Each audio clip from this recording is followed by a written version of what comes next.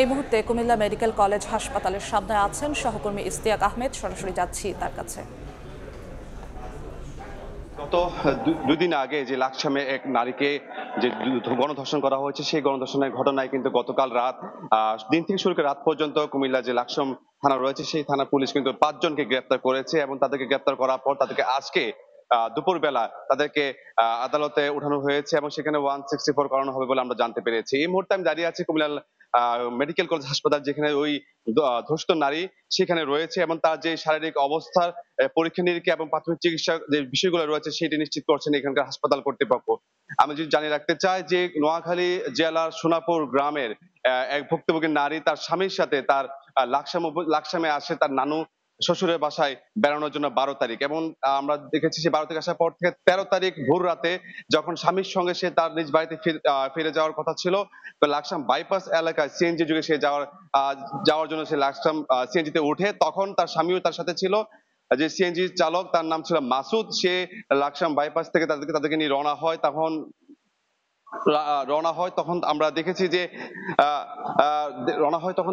যে আমরা শুনেছি যে জানতে পেরেছি পুলিশের মাধ্যমে যে তখন যে সিএনজি চালক তাকে স্বামী স্ত্রী কিনা সে বিষয়ে সন্দেহ করে জিজ্ঞাসাবাদ করে, তখন তারা বলে যে তারা স্বামী স্ত্রী। তখন তাদেরকে লাকসামে একটি জায়গায় নিয়ে যাওয়া হয়। সেখানে নিয়ে যাওয়ার পরে যে সিএনজি চালক তার সাথে আরো 3 জন সহযোগী তাদের সাথে যোগ হয়, তখন তাদেরকে আবার পুনরায় লাকসাম বাইপাস নিয়ে আসা হয় সিএনজি যোগে।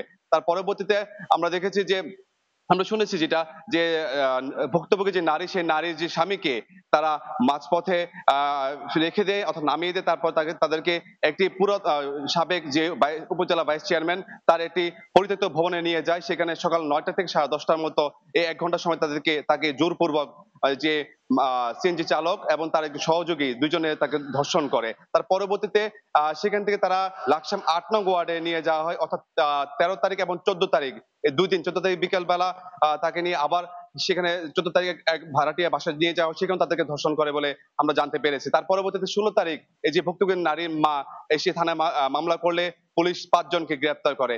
এখন এই মুহূর্তে আমরা জানতে পেরেছি যে আসামি 5 জন এই মুহূর্তে আদালতে রয়েছে এবং যে ভুক্তভোগী নারী সেও কিন্তু আদালতে রয়েছে বলে আমরা জানতে পেরেছি। তো এই ছিল আমার কাছে সর্বশেষ কুমিল্লা মেডিকেল কলেজ থেকে। সরাসরি যুক্ত ছিলাম কুমিল্লা।